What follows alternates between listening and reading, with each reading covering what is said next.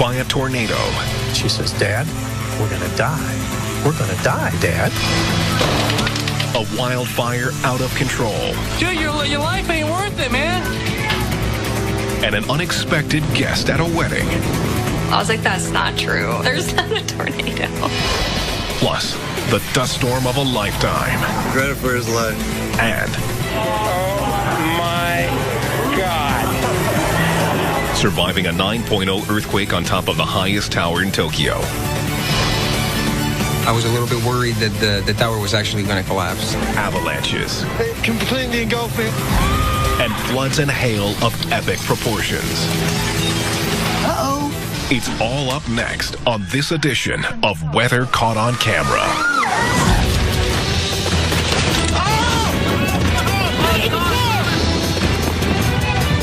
Oh my God, the people have kind of panicked.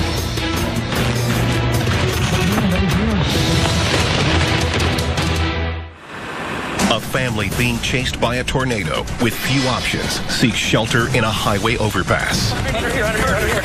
And holds on for the ride of their lives.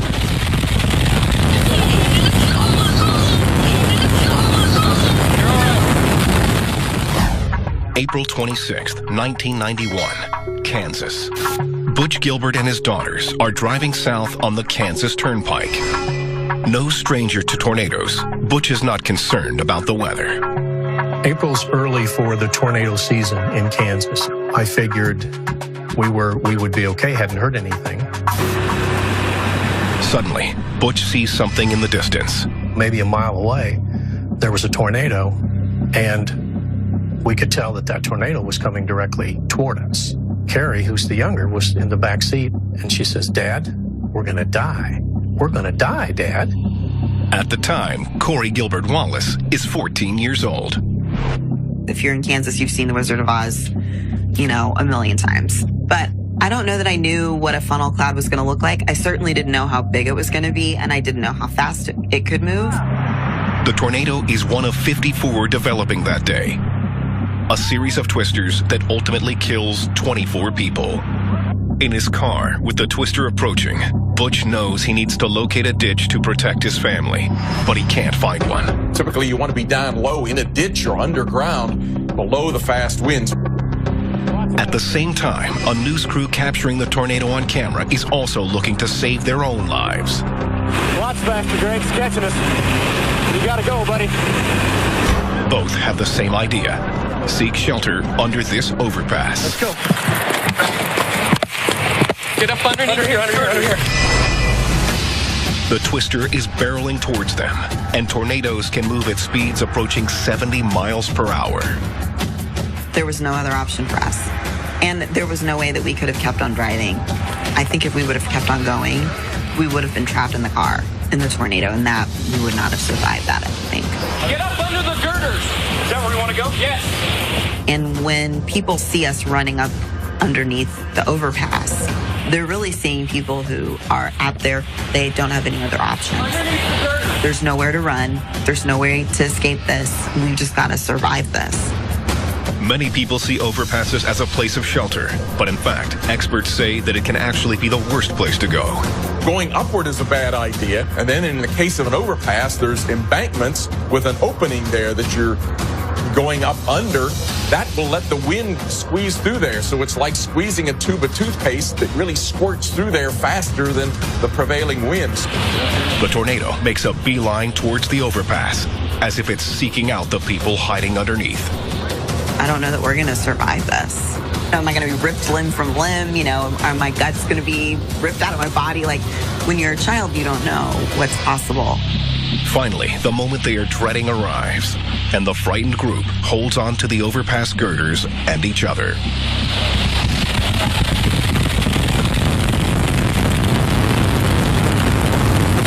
I will never forget that sound. That was so loud, and at the same time as the temperature dropped, and you could feel the pressure, and the sound was so loud, you could feel the sound. I could feel the sound. I think there really is a sense of gravity. You can feel the gravity of the tornado. Like there's a weight to it because there's so much velocity.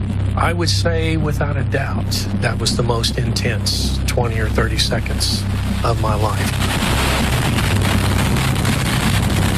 I got you. Hang on. You're all right. They take the brunt of it without a scratch, and the tornado keeps moving along the Kansas Turnpike. It's okay. Experts advise strongly against seeking shelter under a bridge or overpass. Most don't have the shelf this one does, so experts say they should be avoided. People should never seek shelter under an overpass. It does give the wrong impression that you can survive. It's terrible. It's a terrible thing to do. Butch and Corey reminisce from time to time about their brush with death, but younger sister Carrie doesn't join in. She didn't want to think about it. She had several times where she would wake up in the middle of the night and she would be dreaming about it. And I think it stayed with her. Though experts say you should not ride out a storm beneath an overpass, the Gilberts are grateful for the one they found along Route 35. We were very, very lucky. We were very lucky. But not every driver is so lucky. The ones in this ice storm barely stand a chance. January 16th, 2007. A teacher enjoying a rare snow day in Portland, Oregon, hopes for some quiet time off. Instead, he gets a front row seat to an unbelievable round of bumper cars.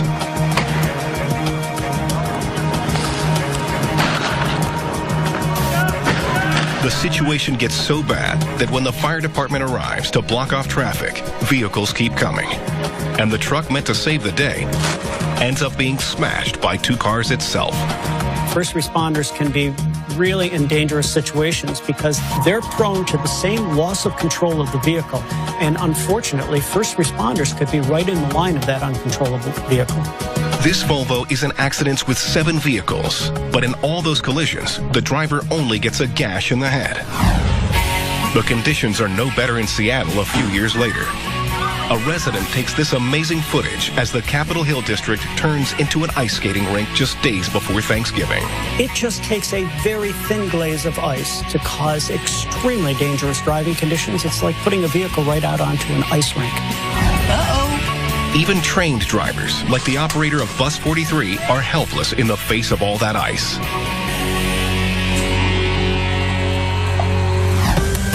Ice is also a common culprit in the wet climate of southwest Britain. December 2009, 2 days before Christmas, a freak ice storm hits the southern coast of the United Kingdom. Craig Wynn decides to stay indoors and starts shooting the slippery scene, but he never expected to see this. He's in the car. He's in the car. Okay. Things are dangerous enough, but a thin layer of rain coats the ice. His neighbors are determined to get to work. But when they lose control, a bit of panic sets in. He's in the car. He's in the car. They just left the car. When we return, a day of touring in Tokyo nearly turns deadly. Oh my God. At some point, I was sitting down and I was praying. And a deluge causes mayhem in the island country of Mauritius. And later, a cameraman in a wildfire. The Williams Fire is like a war zone. Dude, your life ain't worth it, man. When weather caught on camera continues.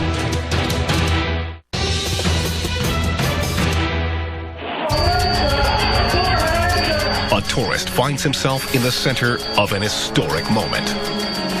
At the top of Tokyo's highest tower during the most powerful earthquake in Japan's recorded history.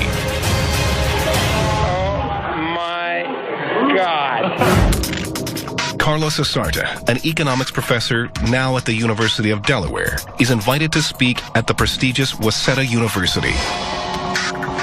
He lands on March 10th, 2011, all set for a day of sightseeing the following day. One of the professors that invited me came to pick me up, and we were going to do a tour of Tokyo. And Tokyo Tower was the first thing that we went to see. At the time, the 1,092-foot Tokyo Tower is the tallest structure in the entire country and a favorite tourist spot where the map of the city really comes alive. It was the first thing I visited and the last thing I visited in Tokyo. Not long after he gets to the top, Carlos starts to feel vibrations. But these vibrations are far from normal. And so I actually took my camera out. I started recording, not knowing that it was an earthquake. I just thought, this is cool. I'm going to show my wife when I get back how it kind of moves a little bit on the top. At first, I thought it was simply the wind just moving the tower. And the other professor that was with me said, oh, don't worry, we're safe. And so I thought, well, this is an earthquake. Everybody's used to it. They're not going to do anything about it. No good, but it's safe.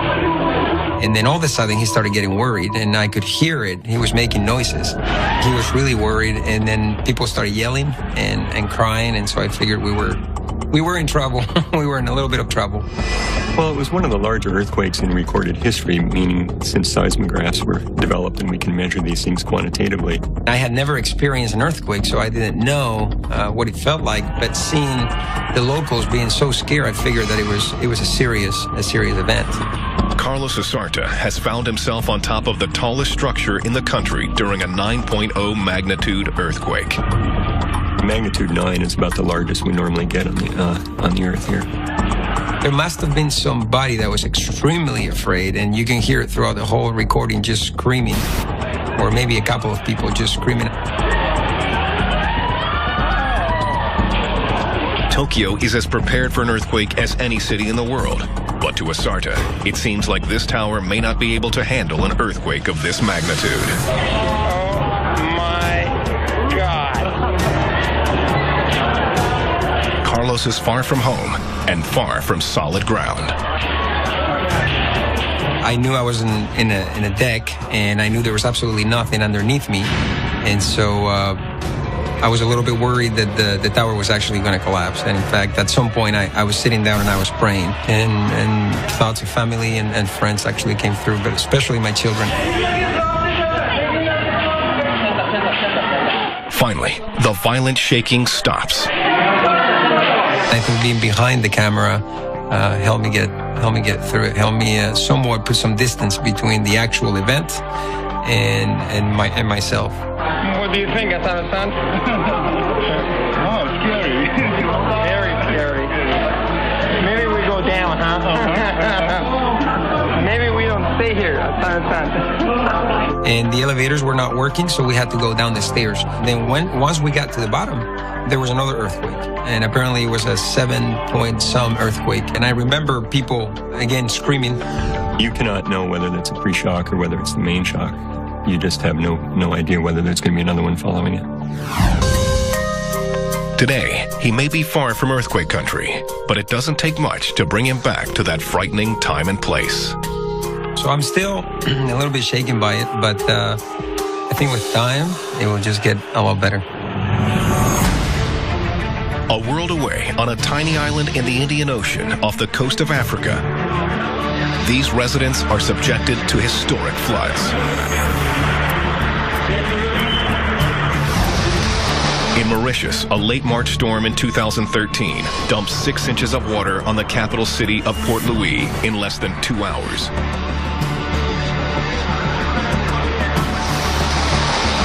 Swollen streams and rivers soon overflow. Rain was in the forecast, but not this much, and not in such a short amount of time. If the grounds are saturated as well, if you've already had a lot of moisture in the ground, there's nowhere for that water to go. You know, it only takes about 6 inches of swiftly moving water to knock you off your feet. That's it, just 6 inches of swiftly moving water. Multiple people are washed away, caught in these instant rapids. Some are saved, but a total of 11 people die in this deluge. You know, a lot of us think of water as a friendly thing. We brush our teeth with it, we drink it, we go to the beach, it's a fun thing. But when it's moving so quickly, even a little amount can be very destructive.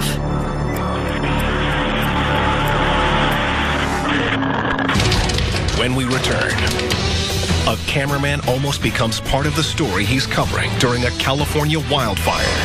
When a hot ember falls on you and you can feel the heat from it, it's enough to tell you hello. And a bolt out of the blue creates a shocking effect. And later, a Texas city is invaded. I mean, within 2 minutes, it was on top of us. I was scared. When Weather Caught on Camera continues.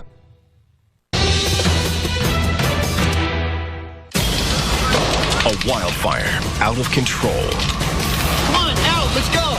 2 cameramen risk their lives following firefighters into the blaze. Of course it's dangerous. Training is not like the real thing. Things change very quickly out there. Dude, your life ain't worth it, man. Oh, come on, go. Take the engine head off.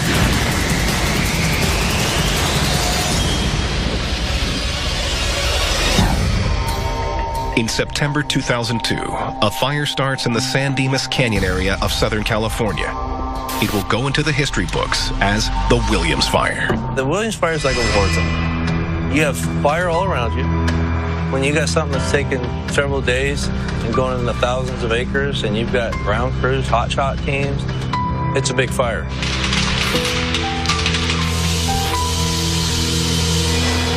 $38,000 acres in the San Dimas area are destroyed. $16.4 million are spent to contain the fire. A major challenge is the rugged geography of this location in the San Gabriel Mountains.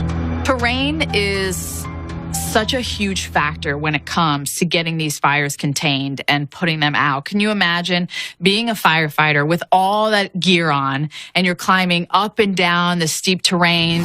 On the second day of the fire, cameraman Troy Case and Rich Cowgill team up for safety and head out with firefighters to capture the drama.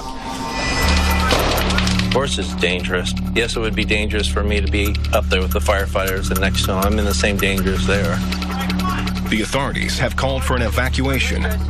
Rich and Troy keep filming as some people refuse to leave their homes. Some of the people weren't too happy about leaving or actually stayed and went back in after they were ordered out. Come on, they're here to help you, man. They want to save your life. Troy tries to reason with the homeowners. Dude, your life ain't worth it, man. I'm telling you, a garden hose is not going to do anything to these fires. Any water that you put on your house, the radiant heat is going to dry quicker than you can imagine. Come on, get out of here! And the fire department was like, come on, let's go. He goes, let me lock it up. And they grabbed them, and they said, come on, let's go. Let me get out of here. You're jeopardizing all of us. Let's go. Everyone in the fire zone is encouraged to wear protective headgear, but Troy Case takes his off. A lot of these fires are burning in the summertime, so it's already roughly 100 degrees. And the protective clothing you have on, then you have the heat with the fire. It gets very hot out there. The problem is it's very hard to shoot with the camera with that helmet on because it wants to keep falling back off of my head. Suddenly, the exposed cameraman nearly becomes part of the story he's documenting. A canopy of trees burst into flame, showering Case and Cowgill in glowing embers. You gotta remember, they're falling from the sky. I'm looking what's out in front of me through a camera. One fairly large piece was sort of landing on the back of his head. That's why I turned my light on. If an ember falls on you, not a big deal. When a hot ember falls on you and you can feel the heat from it, it's enough to tell you, hello. Without his protective headgear, Case is dangerously exposed. If it had been placed just right behind his collar, it would have had a painful burn. Troy is nearly added to the casualties of this monstrous fire. One of the things that we used to talk about was when we're out there videotaping and filming these incidents, you never want to become part of the problem. You got to respect that fire, and just because you've never been burned by that fire, don't think it can't happen, because it can happen in a moment's notice faster than you can imagine. From the shores of the Pacific to the bayous of Louisiana, cameras are out there, ready to capture nature's most amazing spectacles. Lightning hits an electrical pole, and giddy excitement turns first to caution, and then to fear.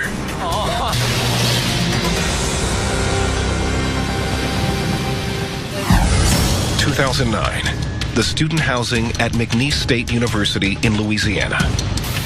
When lightning starts, one of the dorm residents decides to grab his camera in case something interesting happens. At first, the bolts cause some nervous giggling. But then, matters get serious. Laughter turns to silence as the danger of being so close to the voltage and concern for the cars passing so close starts to set in. I mean, when lightning strikes, you are safe when you are in a car. Let's say you're just sitting there. But if you have a live wire, you just don't want to be anywhere near that. Luckily, no one is hurt. And when the storm stops, authorities are able to stabilize the situation. Weather junkies love to get near the action, but maybe not quite this close.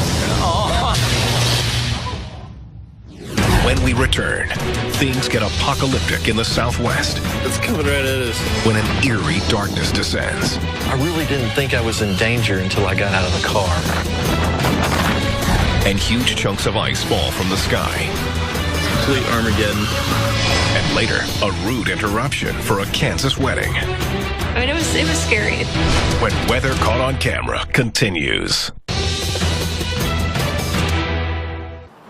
A family experiences the dust-up of a lifetime. A mile-high wall of dirt and debris heading directly towards them. Oh no, it's coming right at us.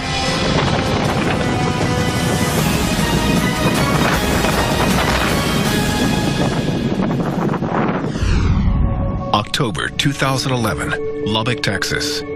It is the autumn following an historic drought. In fact, the preceding summer is one of the hottest many can remember, and the fall hasn't offered much relief.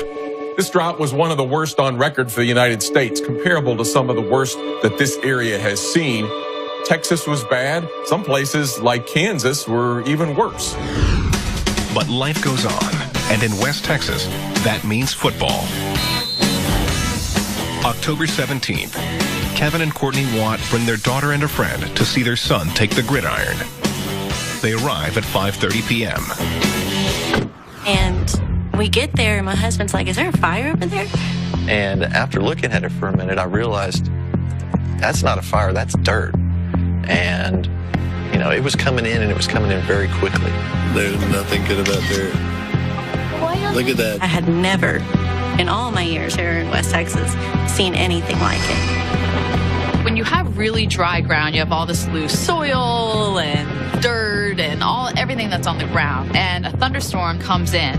And in this thunderstorm, you have downdrafts, just these strong bursts of wind. The rain-cooled air of the thunderstorm comes rushing down to the ground. Then it hits the ground and spreads out in strong outflow. That kicks up the dust. And then on the leading edge of that, there's sometimes some rising motion that will pick the dust up into a wall of dust several thousand feet. So you get this wall of dust marching across the countryside. I've never seen anything like that. Whatever it is, it's big. It's very big, and it's coming right at us. Sometimes these are described as sandstorms, but that's not really the case. Almost everything that you're seeing is dust. Dust raised by wind, with the dust going several thousand feet up into the sky, often appearing as a wall of dust moving across the countryside. As it got closer and you saw actually how thick it was and how massive it was, this was not a regular sandstorm. It's blacked out. Look at that.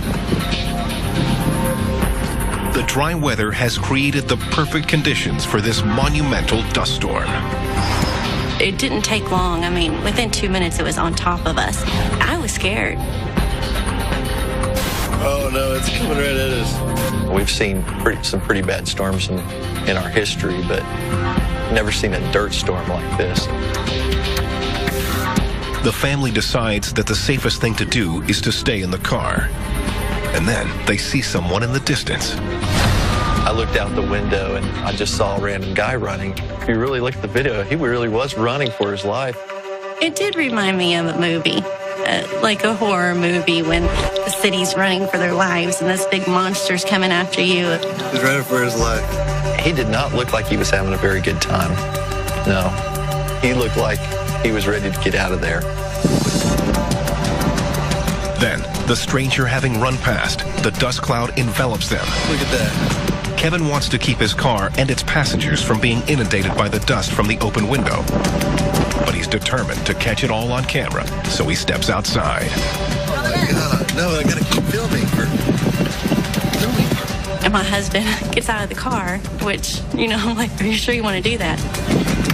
I really didn't think I was in danger until I got out of the car and I started filming, and I realized how fast that the gusts were. Wow. Day turns to night. That is unbelievable. The lights in the parking lot popped on because it got that dark, and it was just, you could see my headlights in the video. There's just a beam shooting out. And, just before that, it was just regular daylight. Just a regular day. It was just incredible. I was worried that something was going to fly at him without him knowing it and get hurt. When I got outside of the car and started filming, I thought I could stand out there for an extended period of time. But the wind speed was about 75 miles an hour, and it was just pelting me.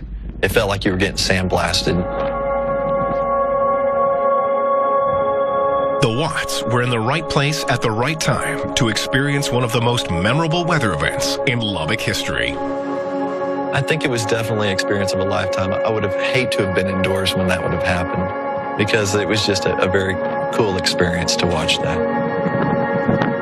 Neighboring Oklahoma contends with much of the same extreme weather as West Texas.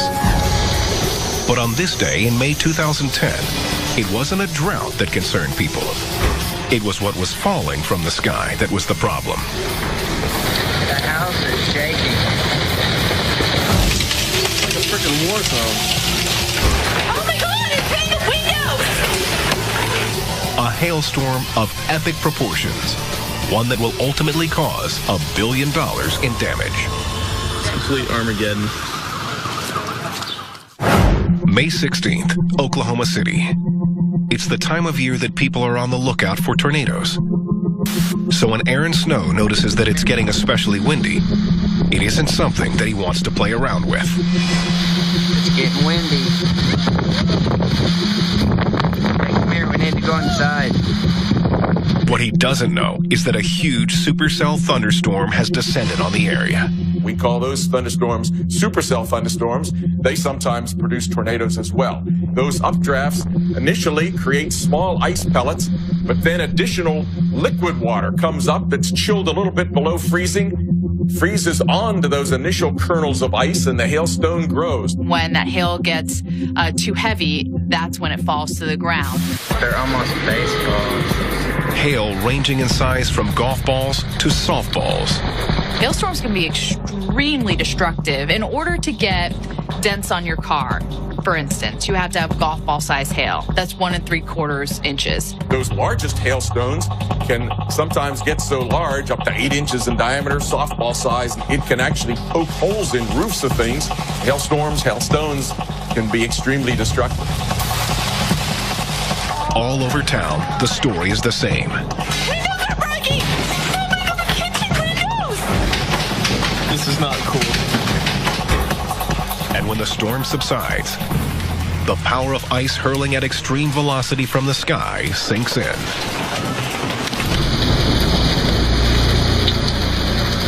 All the windows are ruined. Oh my gosh. This whole rooftop is cracked. The entire rooftop. Everything's ruined. Look at that house. The roof is toast. Coming up, a rude interruption for this Kansas wedding. If I would have known there was a tornado there, I probably would have took shelter and postponed the wedding. And the front row seat to a landslide from hundreds of feet in the air. And later, avalanche. I thought I was buried. And I was like,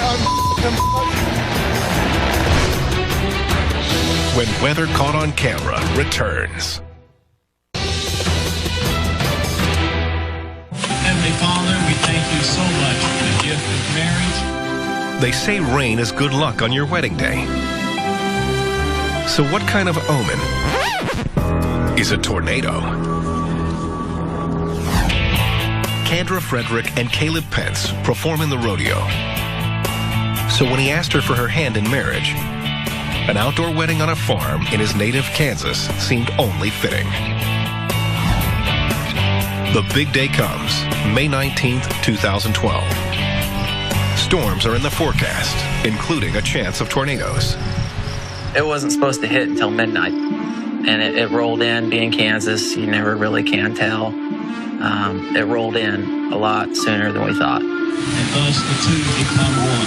Let's bow together in prayer. Caleb notices that the weather is looking ominous. Well, my uncle who was marrying us, he said, let's get it going because the rain was coming in. Me and my dad, of course, walked down the aisle and didn't notice anything going on with the weather. We just went on with it, and I did not notice anything in the background at all. But a gathering storm is right behind them. A tornado which was rated EF3. Still, the wedding proceeds as planned. If I would have known there was a tornado there before this started, I probably would not have walked down the aisle. I probably would have took shelter and postponed the wedding. Being from Kansas, Caleb's side of the family is calm. The twister is far away and not moving in their direction. Plus, Caleb has other things on his mind.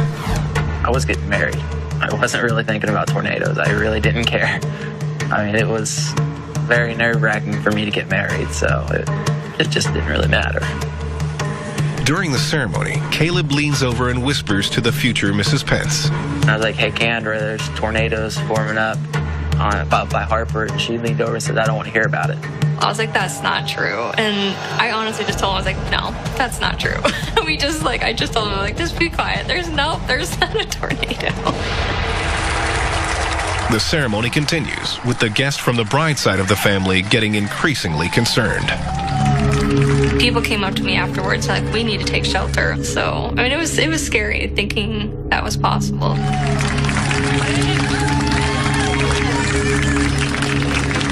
The tornado, with winds estimated at 138 to 167 miles per hour, does its share of destruction, taking out a farmstead and some wind turbines near Harper, Kansas, some 10 miles to the northwest.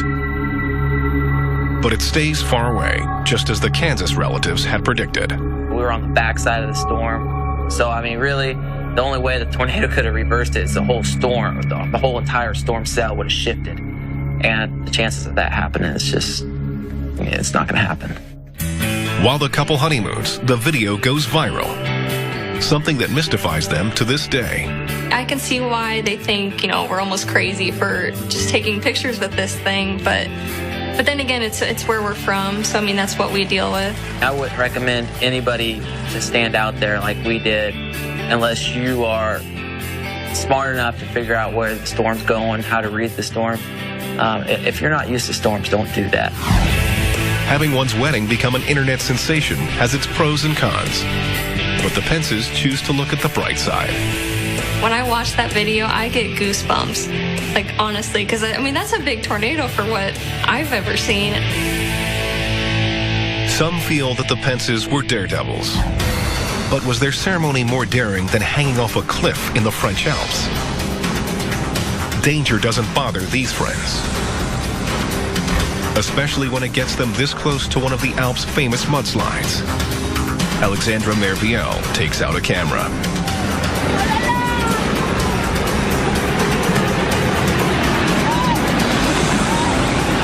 It looks like what's happening there is there's a little bit of snow perhaps on the top of a mountain that's melted some and is just rushing down the mountain. And when it's doing that, it's obviously picking up some dirt and some debris, and then it just halts right at the end where we have that wall. So it seems like this is a snow slide of sorts.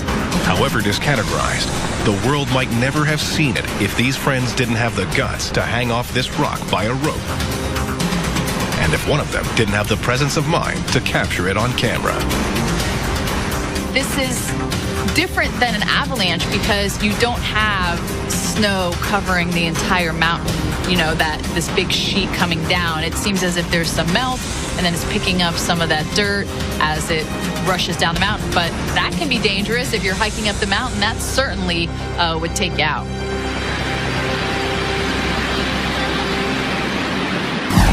When we return, An avalanche is touched off, providing a filmmaker with the ride of his life.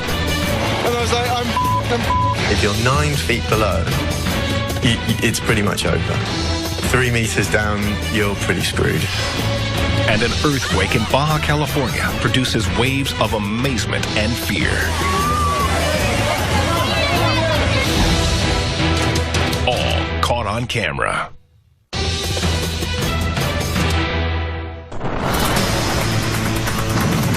An adventure cameraman catches what is almost the last ride of his life, caught in an avalanche that propels him some 2,000 feet down the face of a mountain.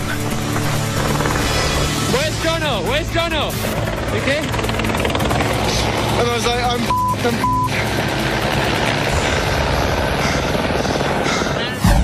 2008.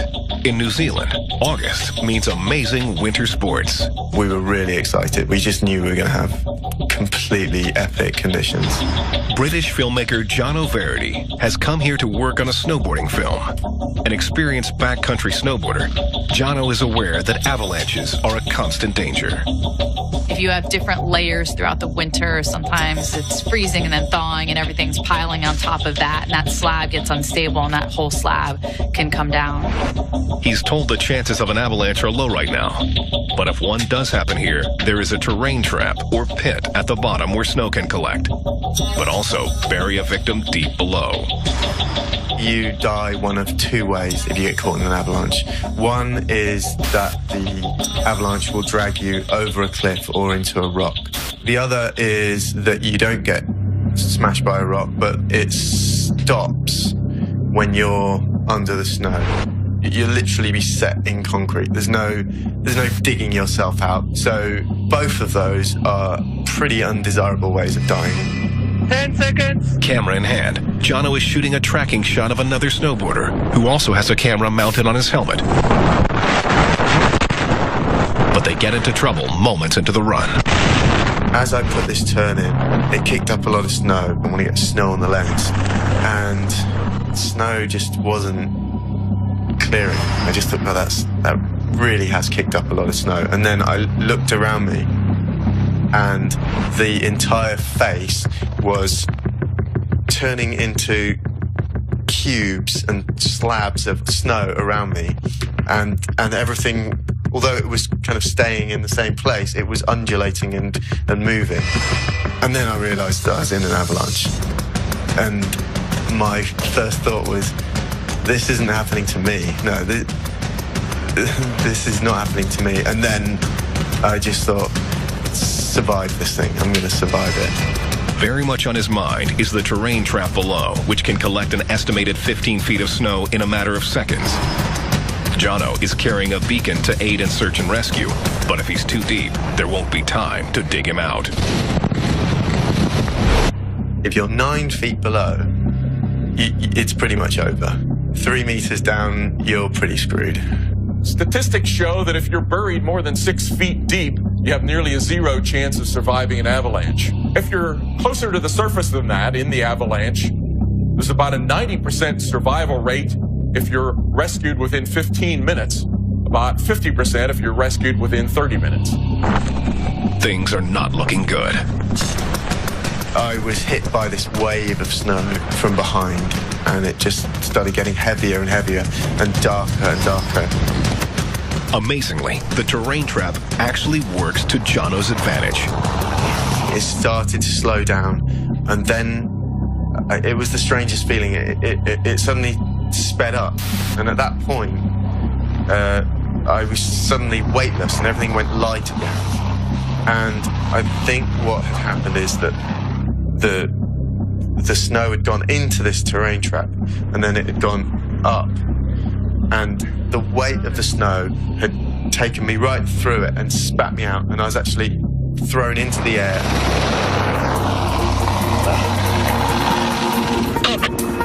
Where's Jono? Where's Jono?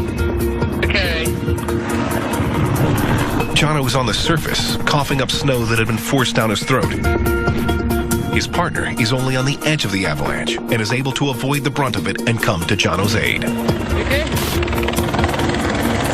Okay? I needed air like I've never needed it before. After that, I just was gulping breaths of air. I thought I was buried because it completely engulfed me, and I was like, get it out of my mouth. I knew about this pit here, and I was like, oh, because it completely engulfed me, and I was like, I'm Remarkably, the experienced filmmaker had held onto his camera the entire time, and it was rolling. Several seconds of my life, I was pretty convinced that I was gonna be facing a pretty horrible death, and to come out of that unscathed and to get it on video, it was brilliant.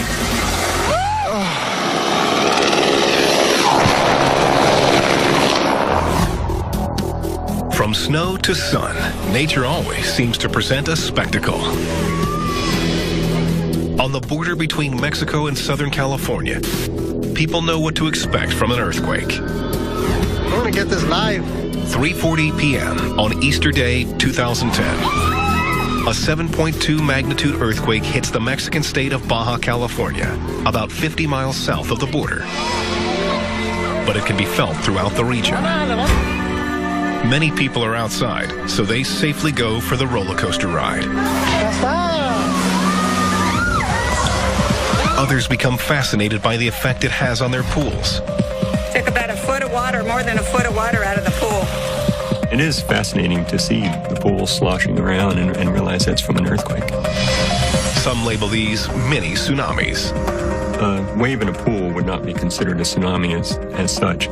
The mechanism for causing it, though, is the same, where if you shift the ground beneath the body of water, you're going to get a wave. Only 2 deaths are reported, and considering the severity of the quake, there's only minimal property damage. The region bounces back quickly, but they'll be talking about the Easter quake on the border and the waves it fostered for a long time.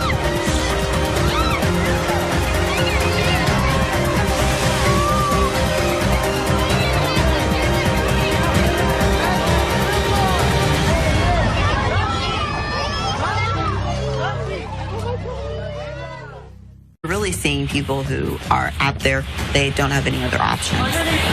There's nowhere to run. There's no way to escape this. We've just got to survive this. Many people see overpasses as a place of shelter, but in fact, experts say that it can actually be the worst place to go. Going upward is a bad idea, and then in the case of an overpass, there's embankments with an opening there that you're going up under. That will let the wind squeeze through there, so it's like squeezing a tube of toothpaste that really squirts through there faster than the prevailing winds. The tornado makes a beeline towards the overpass, as if it's seeking out the people hiding underneath. I don't know that we're going to survive this. Am I going to be ripped limb from limb? Are my guts going to be ripped out of my body? Like, when you're a child, you don't know what's possible. Finally, the moment they are dreading arrives, and the frightened group holds on to the overpass girders and each other.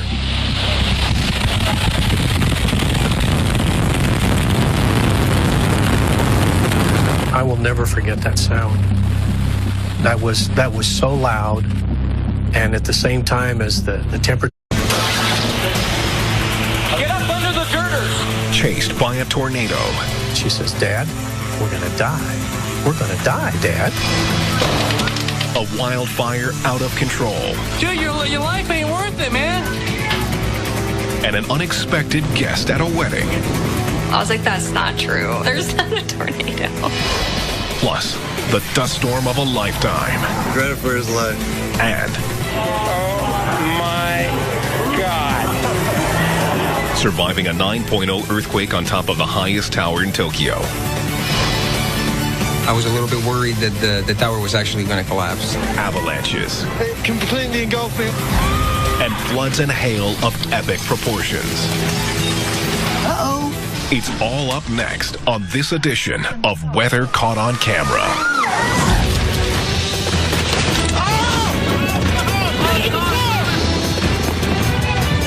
Oh my God. The people have kind of panicked.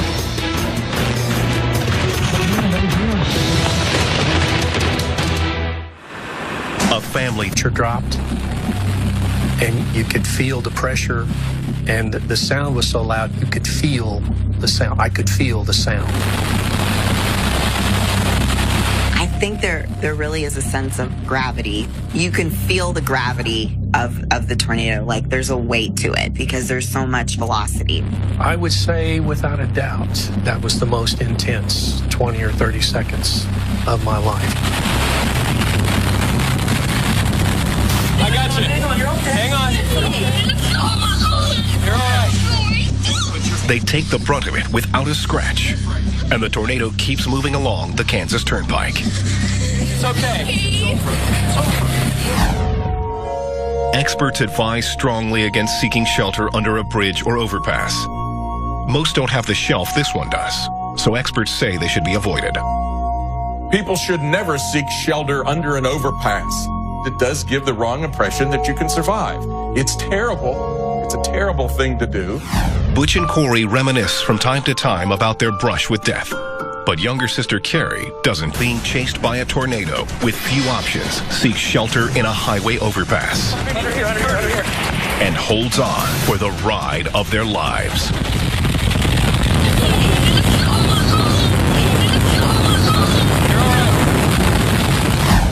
April 26th, 1991, Kansas. Butch Gilbert and his daughters are driving south on the Kansas Turnpike. No stranger to tornadoes, Butch is not concerned about the weather. April's early for the tornado season in Kansas. I figured we would be okay, hadn't heard anything. Suddenly, Butch sees something in the distance. Maybe a mile away, there was a tornado, and we could tell that tornado was coming directly toward us. Carrie, who's the younger, was in the back seat, and she says, "Dad, we're gonna die. We're gonna die, Dad." At the time, Corey Gilbert Wallace is 14 years old. If you're in Kansas, you've seen The Wizard of Oz, a million times. But I don't know that I knew what a funnel cloud was gonna look like. I certainly didn't know how big it was gonna be, and I didn't know how fast it could move. The tornado is one of 54 developing that day. A series of twisters that ultimately kills 24 people. In his car, with the twister approaching, Butch knows he needs to locate a ditch to protect his family, but he can't find one. Typically, you want to be down low in a ditch or underground below the fast winds. At the same time, a news crew capturing the tornado on camera is also looking to save their own lives. Lots faster, Greg. It's catching us. You gotta go, buddy. Both have the same idea. Seek shelter under this overpass. Let's go. Get up underneath. Under here. The twister is barreling towards them, and tornadoes can move at speeds approaching 70 miles per hour. There was no other option for us. And there was no way that we could have kept on driving. I think if we would have kept on going, we would have been trapped in the car in the tornado, and that we would not have survived that, I think. Get up under the girders. Is that where you want to go? Yes. And when people see us running up underneath the overpass,